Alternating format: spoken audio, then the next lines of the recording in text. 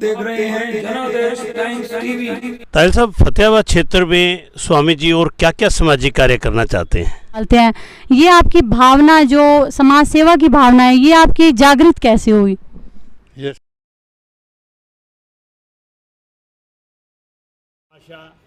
देवीदयाल तायल जी के अनुज श्री विनोद तायल जी, जो कि कृष्ण प्रणामी चैरिटेबल ट्रस्ट के हरियाणा प्रदेश के प्रभारी हैं और गो भगत हैं। आइए हम अब बात करते हैं गो भगत विनोद तायल जी, जो कि बहुत बड़े उद्योगपति, व्यापारी और गो सेवक हैं। और तायल जी, स्वामी सदानंद महाराज जी जन सेवा को, गो सेवा को समर्पित हैं और आप उनके साथ बहुत लंबे समय से जुड़े हुए हैं।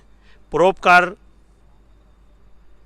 उनका जीवन है, दूसरों के परोपकार करना, धर्म के साथ साथ सामाजिक कार्य में उन्होंने अपना नाम कमाया है। ऐसे संत को हम सत सत नमन करते हैं। आप स्वामी जी के बारे में कुछ बताइए। मैं सबसे पहले तो स्वामी सदानंद जी महाराज, जो कि हमारे गुरु जी हैं, उनका मैं उनके आशीर्वाद से जो भी काम हो रहा है, ये सबसे पहले महाराज जी ने जो है पोलियो का इंडिया के अंदर ये अभियान चलाया था। उसके अंदर जो है 1 लाख महाराज जी ने ऑपरेशन करवाए थे। तब मैं सुना करता था, उस टाइम मैं पढ़ा करता था। उसके बाद देखा मैंने कि महाराज जी बहुत बड़ी सेवा कर रहे हैं, तो समय समय पर फिर महाराज जी ने जो शिक्षा में आगे कदम बढ़ाए। फिर जैसे मेरा महाराज जी के साथ 2009 से ज़्यादा लगाव हुआ मेरा, और मैंने अपने गुरु के रूप में इनको पाया, तो मैं अपने आप को बड़ा धन्यवाद समझता हूँ कि ऐसे गुरु का मेरे को आशीर्वाद मिला। तो महाराज जी ने गौ सेवा का जो कार्य था वो उन्होंने मुझे सौंप दिया। तब से फिर मैं, अशोक मुखर्जी, हम सब लोगों ने मिलके जो है फतेहाबाद को साथ लेके पूरे भारतवर्ष के अंदर महाराज जी की 100 गौशालाएँ पूरी हो चुकी है, जिसमें से 30 गौशालाएँ अपने फतेहाबाद ज़िले में चल रही है। श्री कृष्ण प्रणामी नंदीशालाएँ व गौशालाएँ हमारा एक ही नाम रहता है। जैसा कि आप जानते हो कि शहर फतेहाबाद में गांव शहर मैत्री श्री कृष्ण प्रणामी जो नंदीशाला चल रही है, वो महाराज जी के साधिन्य में चल रही है। ऐसे 30 गौशालाएँ हमारे सिरसा जिला में चल रही है, कुछ हिसार में, कुछ राजस्थान में मिला के हमारी 100 गौशालाएँ चल रही है।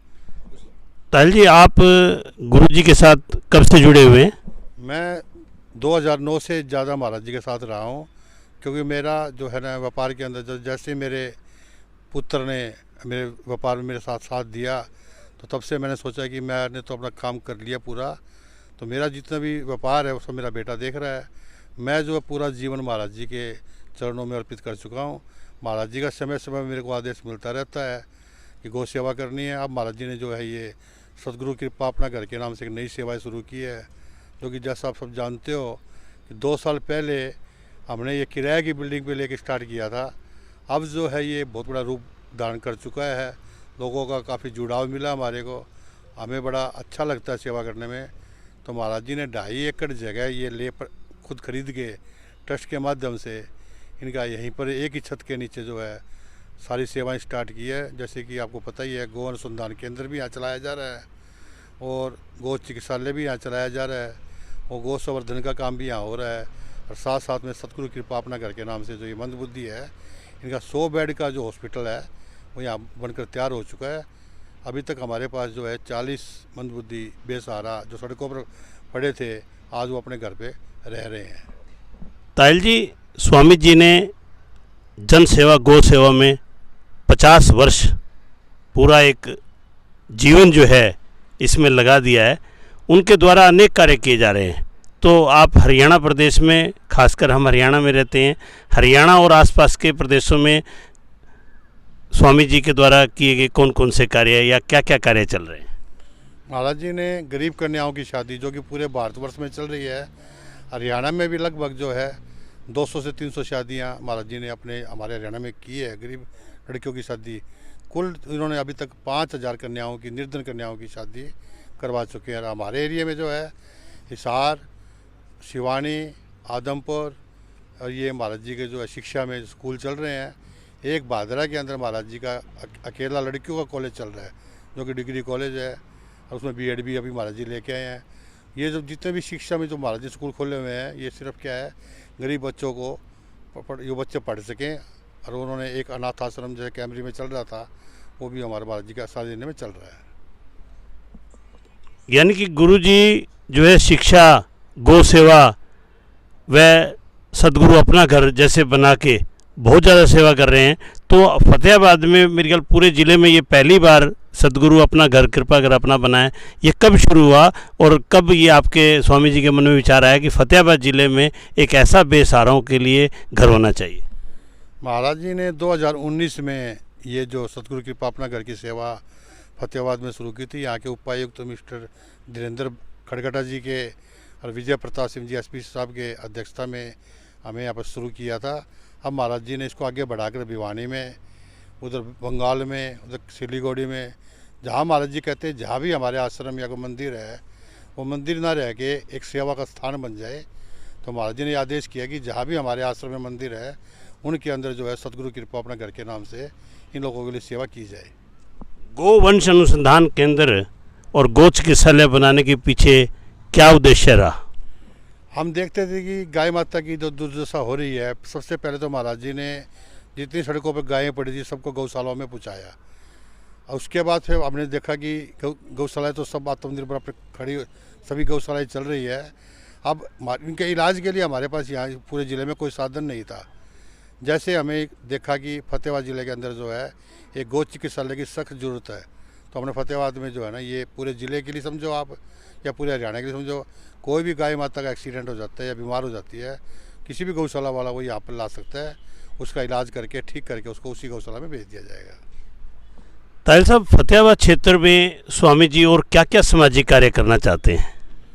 महाराज जी तो का प्रयास यही है कि अभी जैसे आपने देखा कि शिवपुरी में जो एक एम्बुलेंस का प्रोजेक्ट चलाया आपने, तो महाराज जी को बड़ा अच्छा लगा कि फतेहाबाद के लोग चाहते हैं, महाराज जी तो चाहते हैं कि पूरे फतेहाबाद या कि पूरे हरियाणा या पूरे भारतवर्ष में कोई ऐसी सेवा जो कोई ना कर सके उसके लिए महाराज जी तैयार रहते हैं। और महाराज जी के जो जितने भी शिष्य हैं वो महाराज जी के एक आदेश के ऊपर कोई भी सेवा शुरू कर सकते हैं जो कि उस शहर की ज़रूरत हो।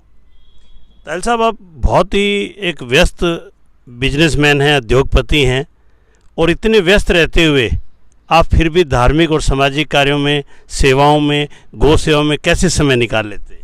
मैंने आपको पहले ही बताया था कि मैं अपना व्यापार छोड़कर इस सेवा में लगा हूँ। व्यापार मैंने अपनी लाइफ में बहुत कर लिया, अब बच्चों अपना व्यापार कर रहे हैं, तो मैं महाराज जी को जो है ना ये वचन देकर आया हूँ कि मैं व्यापार छोड़ के इस सेवा में लगा हूँ।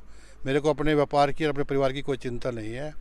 जिसका सेवा जो चिंता मेरे को होनी चाहिए, तो चिंता महाराज जी को, परमात्मा को, मैं अपनी सेवा के माध्यम से जो है ना इनकी सेवा में मैं अपना धर्म समझता हूँ।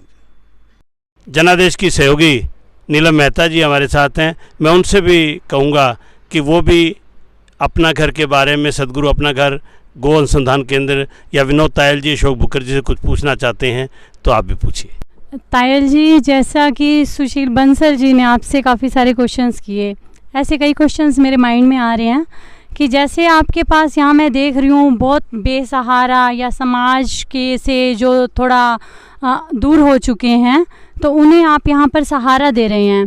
तो यहाँ पर ये आपको कहाँ से मिलते हैं और यहाँ पर आपके पास कितने लोग हैं? ये वो लोग हैं जो कभी सड़कों पे हमारे को मिलते हैं, या कई दफ़ा अग्रवा मेडिकल से कोई लोग छोड़ जाते हैं इनको, कोई घर से ठुकराए हुए हैं, तो हमारी पूरी टीम जो है, अशोक मुखर्जी जो है, समय समय पर जो है ना यहाँ जाते रहते हैं, इनको देखते रहते हैं। जैसे हमारे पास कहीं से फ़ोन आता है तो अशोक मुखर्जी अपनी पूरी टीम को ले जाके उनको अपने आश्रम में ले आते हैं। तो आप मुझे ये बताइए कि जैसे आपके पास फ़ोन आता है तो आप उनको यहाँ ले आते हैं, तो अगर कोई उनका कोई और सहयोगी या मिल जाता है बाद में, या जब उनको यहाँ पर ले आते हैं उनका सहयोगी मिल जाता है, तो आप वो कोई ऑब्जेक्शन करते हैं? मतलब कोई इसके पीछे कोई प्रोसीजर होता है या सीधा ही आप उन्हें यहाँ पर उन्हें जगह दे देते हैं? सबसे पहले तो हम जो है जहाँ से ही इनको लेके आते हैं वहाँ पर नियर बाई जो पुलिस स्टेशन होता है वहाँ से हम उनकी DDR कटवाते हैं, फिर उनका हम मेडिकल करवाते हैं, फिर उनको अपने आश्रम में लेके आते हैं। जैसे ही इनकी 2 महीने में 4 महीने में कोई रिश्तेदार या कोई इनका घरवाला, कई दफ़ा ये ठीक हो जाते हैं, अपना पता बताने में सक्षम हो जाते हैं, तब उनको ढूंढने की कोशिश करते हैं। जैसे भी इनका परिवार आता है वो लेके जाना चाहता है तो हम उनको उनको उनके साथ भेज देते हैं उनको। तो मतलब हम ये कह सकते हैं कि गवर्नमेंट प्रोसीजर के द्वारा यहाँ पर लोगों को रखा जाता है, तो जिससे आगे कोई परेशानी ना हो, किसी को कोई ऑब्जेक्शन ना हो। हमने जो है सरकार से जो है डिसेबिलिटी का लाइसेंस लिया हुआ है, जो कि उपायुक्त महोदय ने यहाँ सामाजिक कल्याण विभाग के माध्यम से हमें दिया हुआ है। तो जैसे भी हमें इन लोगों का कुछ भी पता लगता है तो सरकारी जो प्रोसीजर होता है उसको फॉलो करते हुए हम लोग इन लोगों की सेवा कर रहे हैं। जी, आप ये बहुत ही अच्छा कार्य है। जिनके पास कोई सहारा नहीं है उनको तायल जी के द्वारा और समाज के द्वारा ये एक सतगुरु अपना घर एक संस्था बनी हुई है, जहाँ पर बेसहारा लोग, जिनका कोई सहारा नहीं है, समाज में कोई स्थान नहीं है, और जिनको एक स्थान दिया जाता है। और ये बहुत ही अच्छा पुनीत कार्य कर रहे हैं। और जैसा कि आपका नाम हो, आप और भी संस्थाओं में खुले दिल से आप दान करते रहते हैं, जैसे शिवपुरी सभा में भी आपका दान गया है और यहाँ पर भी आप कर रहे हैं। जैसा कि अभी सुशील बंसल जी ने भी पूछा कि आप एक अच्छे व्यवसायी हैं और उसके बावजूद भी आप समय निकालते हैं। ये आपकी भावना, जो समाज सेवा की भावना है, ये आपकी जागृत कैसे हुई? ये सिर्फ जो है स्वामी सदानंद जी महाराज का आशीर्वाद मेरे को 2009 में मिला। उन्होंने जैसे मेरे को अपना आशीर्वाद दिया तो मेरा मन एकदम से बदलाव की तरफ चल पड़ा, क्योंकि व्यापार तो मैंने अपनी लाइफ ज़िंदगी में बहुत कुछ कर लिया।